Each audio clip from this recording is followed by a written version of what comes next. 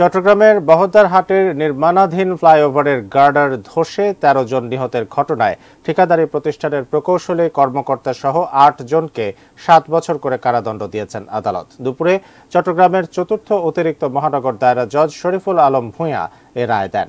দণ্ডপ্রাপ্তরা হলেন ঠিকাদারি প্রতিষ্ঠানের মীর আক্তার অ্যান্ড পারিশা ট্রেড সিস্টেমসের বহদ্দারহাট ফ্লাইওভারের project manager Yasuddin, supervision engineer Manjurul Islam, quality control engineer Abdul Hai, Mosharraf Hossain Riaz, পরিচালক প্রকৌশলী মোহাম্মদ শাহজাহান আলী, আব্দুল জলিল, আমিনুর রহমান এবং রফিকুল ইসলাম। কারাদণ্ডের পাশাপাশি তাদের প্রত্যেককে ৩ লাখ টাকা জরিমানা করেন আদালত।